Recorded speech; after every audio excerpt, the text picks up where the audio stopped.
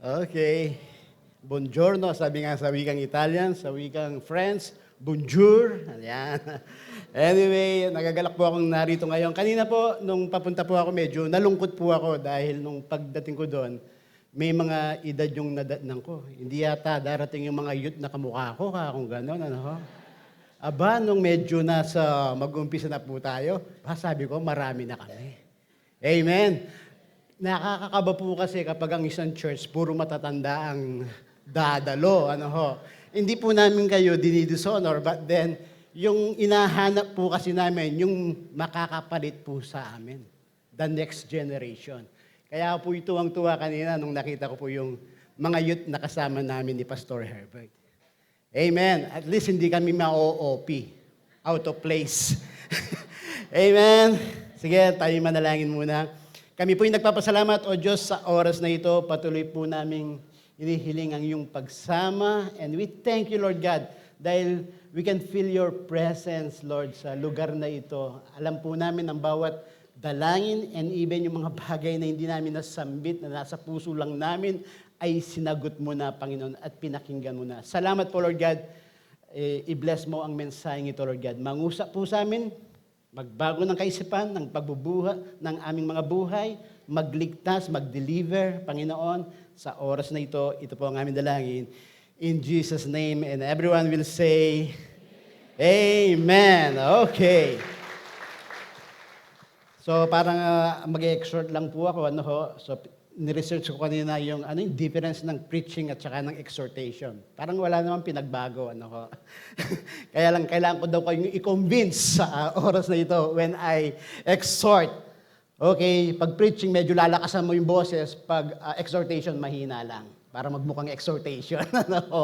Anyway, ang pamagat ko po, no more excuses. Dahil ang taong walang excuse ay nagtatagumpay. Amen? Ulitin po natin, ang taong walang excuses, nagtatagumpay. Ulitin ko, ang taong walang excuses, Amen. Just imagine your life without excuses. Ay, Agyo. Kung mag-attend ngayon, masakit ko bunto. Tinatamad ako. Remove all those excuses. Imagine it. Kung saan ka makakarating. Grabe. Ay, wala akong pera, hindi ako pwedeng mag-umpisa ng negosyo. Tanggalin mo yon. Ay, hindi ko kayang mangaral. Tanggalin mo yon. Ay, mahina lang ang loob ko, wala akong pinag-aralan, mababa lang ako, taga-baryo lang ako, baryotic lang ako. Tanggalin mo rin yon. Imagine it, your life without excuses. Maraming titindi. Amen. And we all know that there are many excuse makers sa salita ng Diyos o mga saints. Adam and Eve, meron silang excuse. Nagturuan sila dahil sa kanya. Si Moses, may 5 excuses siyang ginawa, which hindi natin i-discuss ngayon. Yung kanyang identity, yung kanyang ignorance, yung kanyang unbelief, yung kanyang inadequacy, yung kanyang unavailability. Siya ang pinakamaraming excuses na nakita ko sa Biblia. Pero alam ko, malalampasan ng maraming nandirito. Okay. Si Gideon, repeated excuses. Ay, metong pa po, Lord. Metong pa, Lord. Metong pa po, Lord. Repeated excuses. Jeremiah, Jonah, and other saints, they made excuses. Mabuti na lang, in-eliminate ni Lord lahat ng kanilang mga excuses. And guess what? When God eliminated all those excuses na meron po sila, they fulfill God's assignment powerfully, successfully, effectively sa kanilang mga buhay.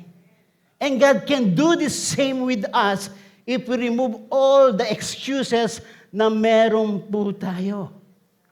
Amen! Dahil ang taong walang excuses, ay mahina kayo. Ang taong walang excuses, pakilakas ng content, medyo bingi na rin po ako. Ang taong walang excuses, sabay-sabay ay... So sabihin sa katabi, tanggalin mo na yung mga excuses mo.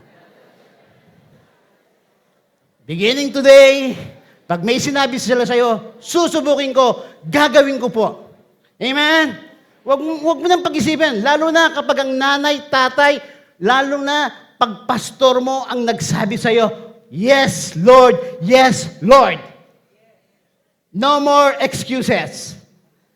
Amen. So, ano kayang mangyayari? Hindi ko po sinasabi na ibang excuses natin ay hindi valid. May mga excuses na valid. What I am saying, that most of our excuses sometimes and many times are not really valid. So, sinasabi ko dito, yung mga excuses na hindi valid. So, ano yung mga possibility kaya? These are all the possibilities if we remove our all excuses. Number one, you open up a new opportunity sa iyong buhay. Tama po ba?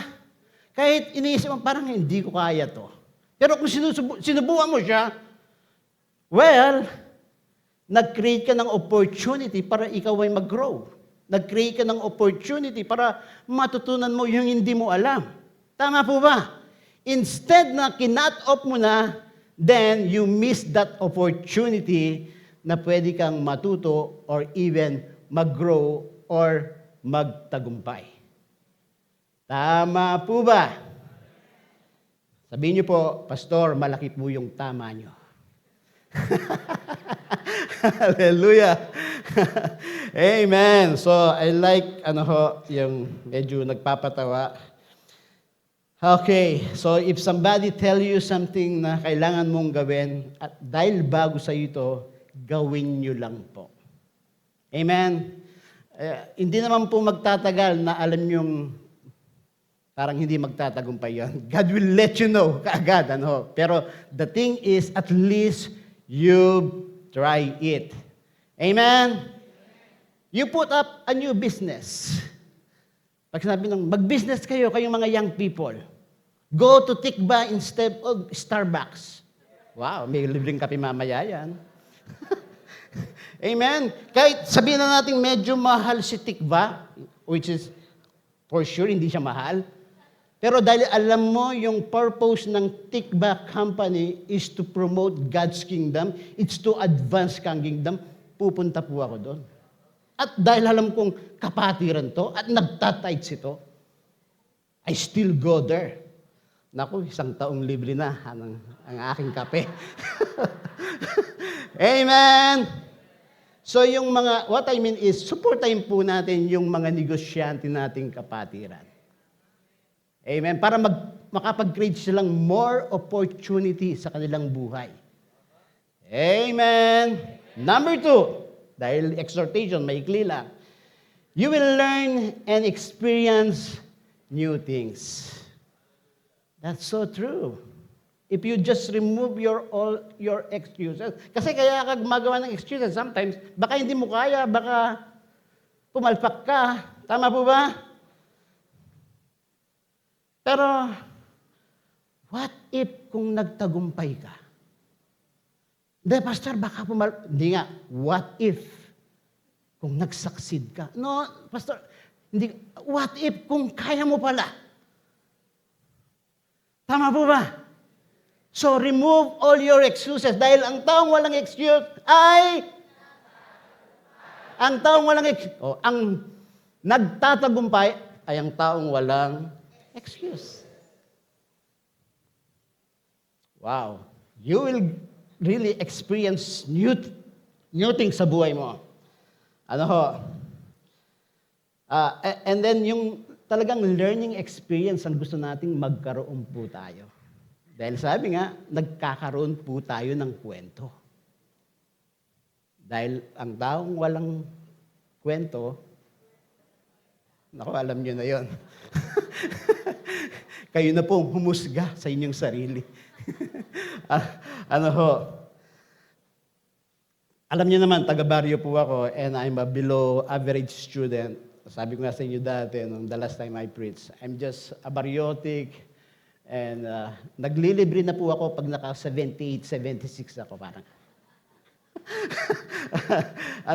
But when nung i-develop ni Lord yung faith ko, nag-mature po ako, and I began to make no excuses. Itong taga-baryote ko, taga-baryong ito, kahit papano, ay ginagamit ni Lord. Amen. Minsan nga, pag nasa hotel ako, wow, parang dati ko mong makakiraking papag. Dito na, mamaong hortelano, or amoy farmer, And yet, dinala ni Lord dito dahil I've learned that I have to eliminate all my excuses. Wow. Palakpakan natin si Lord doon.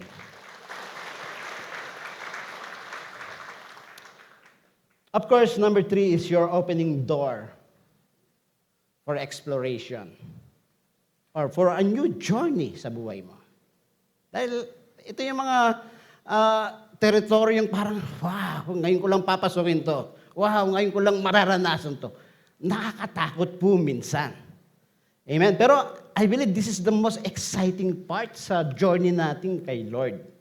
Most of the churches na although hindi sila malalaking churches, na naumpisahan po natin, we started with one family or 2 people. So pares 2 family, 6 po kami noon, kasama yung maliliit na bata noon. Pero what I know is, sinabi ni Lord, go therefore and make disciples in all nations, sabi po niya. So, we started the church there sa bahay lang, na ganun ang bilang po natin. And sabi ko nga dati, naikwento ko, may narinig ba akong kay Lord, Rico, pumunta ka doon. Parang ganun. And then nangilabot ako, and then natumba ako, and then sumunod ako. Wala po akong ganung experience. What I know is sundin ko lang yung binigay na utos ng Panginoon. Kasi hindi po ako takot mag-fail actually. Marami po akong kapalpakan sa buhay ko. But I'm really want to explore things. And dahil sabi nga, because when I read the Word of God, I approach it as it ngayon ko lang siya nabasa. So kung ngayon ko lang siya nabasa, go therefore and make disciples, gagawin ko po siya. Amen. So, pwede naman, ay Lord, mahano yung mga tao doon, malalaki ang sweldo. Ay Lord, kaya ko kaya. Di ba? Sa Lubao, Barrio Palcarangan, wala pa akong nagawa. Bakit ngayon, Lord? Pinag-i-explore muna naman ako. Pwede kaya? Pero even that, I didn't even think about those things. Ang alam ko lang is I must go and make discipleship. So the Lord bless yung effort, yung desire ng puso na ang salita ng Diyos ay may kalat sa lahat ng mundo. So, one of our fastest, although hindi ganun ka-fast, growing church po sa Europe po ngayon, ay ang church ng Paris. Amen. Just removing all my excuses. Palakpakan natin sa Lord. You see, nag-create ka ng bagong cycle ng journey mo. Kaya yung journey natin kay Lord, kailanman hindi siya nakaka-boring. If you just remove all those excuses. Dahil ang taong walang excuses, dito, mahina po doon. Amen! Hallelujah! Of course, ito, gusto ko siya. Yung point number 4 po natin. You become more responsible. Kapag may pinag-utos sa'yo, may ipinagawa sa'yo, and then you remove all those excuses, you are training yourself to be more responsible as a man and woman of God. Didisiplinahin mo yung sarili mo para magawa mo, maganap mo, ma-execute mo yung pinapagawa sa'yo. Magre-research ka. Magtatanong-tanong ka para mapag-igihan mo.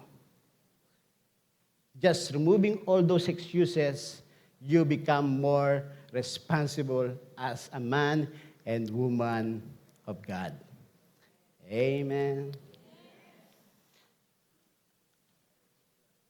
Dahil nakita ko yung mga kayut ko po, gusto ko po yung bigyan ng advice. Pakitaas po ng mga youth natin dito ng kamay. Sige po, mula po dito sa taas. Sige, pakitaas po. Raise your hands. Blessing po to. Bibigyan kayo ng mga tig-1 milyon mamaya ng ating mga negosyante. Sige, itaas. Ayan, si Pastor, nakitaas na. Yan. Okay, my advice for you. To the young people, even sa mga oldies and young adult po natin, always give your tithes and offering to the Lord. Be generous. Ang anak ko po, maliit pa lang po siya, si Shine, 26 na po siya ngayon. And for the glory of God, she's a junior scientist sa Copenhagen. Sa research part po siya. Maliit pa lang po siya, sabi namin, lahat ng mga love gift na natatanggap niya, mga aginaldo tuwing Pasko, tinatites po namin yan. And then, nung nagkaroon siya ng isip, sabi namin, lahat ng natatanggap mo, anak, mula sa amin, sa mga kaibigan namin, sa mga member natin, it-tites mo. So, guess what? Naging parte ng buhay po niyan. Nung nakapagtrabaho na po siya, sabi niya, pa, magta-tites ba ako? Aba, sabi ko sa kanya. Sinabi ko lang, aba, nag-tites na po siya. Pakisabi sa katabi mo, aba. May dagulya mo, nakabisa.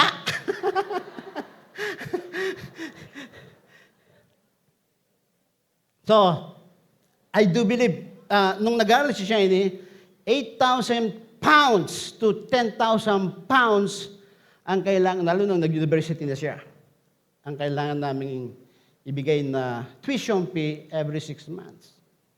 Kumikita ba kami noon? Hindi. So I do believe God has honored po yung aming pagtatides that si Shiny, binibigyan po siya ng grant or minsan sumusulat siya that out of 2,000 people, nabibigyan siya ng support or scholarship out of 2,000, sa 5 mapipili, isa po siya doon. It's God's favor. Minsan yung pagkakaloob natin sa Panginoon, maaring hindi natin makita sa lifetime natin. Pero okay na rin kung makita ko sa mga apo sa tuhod o sa anuman talampakan, okay na rin sa akin yon. Sometimes hindi mo kagad makikita yung resulta ng iyong pagbibigay o paglilingkod sa Panginoon. Pero ayaw ni Lord, narinig ko po sa mga pastor natin, na magkaroon siya ng utang na loob sa atin. Because God is a God of rewards. Other talagang generous po siya sa atin. Amen? Surely, walang masasayang sa bawat sentimo, kalakasan, talentong ibinibigay natin sa Kanya. Number two na advice ko po sa inyo, mag-ipon and start your own business. Sabi ko, nung binata tayo, may nagsabi sa atin ganito, ginawa natin yun. Mag-ipon, wag mo nang bibili-bili ng ewan ko, wag muna kayong magpaputi or whatever, wag muna kayong mag-Starbucks, mag-ipon kayo and mag-start kayo ng sarili niyong business. Bakit? So that you can fulfill God's business dito sa lupa. Masuportahan nyo. Meron po tayong business woman ngayon sa Paris. First time pong mag-tides ng more than 1,000. Ibig sabihin, kumita siya ng 10,000 euro in a month. Amen? Kalahating milyon yun. So kami tuntuhan na. And then sabi ko sa kanya, pag-pray mo, wag lang 3-digit. Pag-pray mo, 10 digits, sabi ko sa kanya. Yeah. Sabi, gusto ko yan, pastor. Sabi niya gano'n. O sige, pag-pray natin. And then pag-pray mo rin na magkaroon ka ng branches. Pastor, mas lalo kong gusto yan, sabi niya gano'n. And then, nung sinabi ko sa kanya, at isa sa mga branches na yon, i-dedicate mo kay Lord. Pang-support mo sa mga pastor, workers, pangangailangan ng church. Sabi niya, aba, pastor, mas gusto ko po yan. Sabi niya gano'n. Guess what? Sa palagay niyo, kung gano'n ang plano ng puso niyo, at desire, pangarap niyo para sa gawain ng Panginoon, kayo na po ang sumagot at humusga kung pagpapalahin kayo ni Lord. Amen! Kaya yung mga negosyante dyan, binibigyan ko na po kayo ng tips. At mga kabataan na nandito, do that. Hindi po kayo mabibigo. sa gagawin ng Diyos sa inyong mga buhay. Amen! Dahil may mga negosyo at mga pera na kayong nakatago, you travel while young. Travel while young. Huwag lang kayo dito sa Pilipinas. Mangarap po kayo na makapunta ng ibang bansa. Bilang turista. Hindi bilang katulong or whatever, although walang masama po doon. Amen, mga kabataan! Palakpakan natin si Lord. Sapagkat sa mga taong walang excuses, madaling... Amen. Parang yung mga nasa taas, mahina. Dahil alam ko pag nasa taas kayo, bulong na lang dinig ni Lord. Amen po. Okay.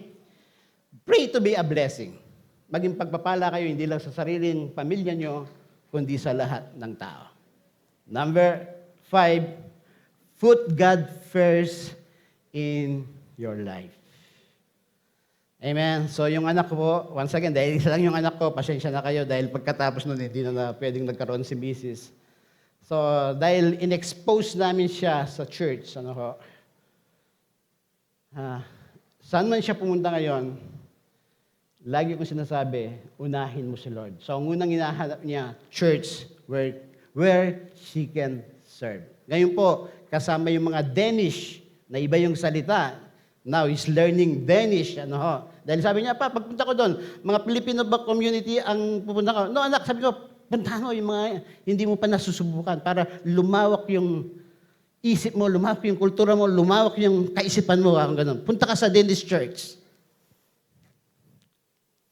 Amen. Dahil alam mo naman yung galawan ng Filipino community ka ako. Doon ka muna para mag-gain ka ng experience mo. Amen. Kasi tayo, lagi yung komportable minsan ang gusto natin. But then sometimes you have to push yourself beyond dun sa kaya mong gawin sa buhay mo. And most of all, remove all your excuses.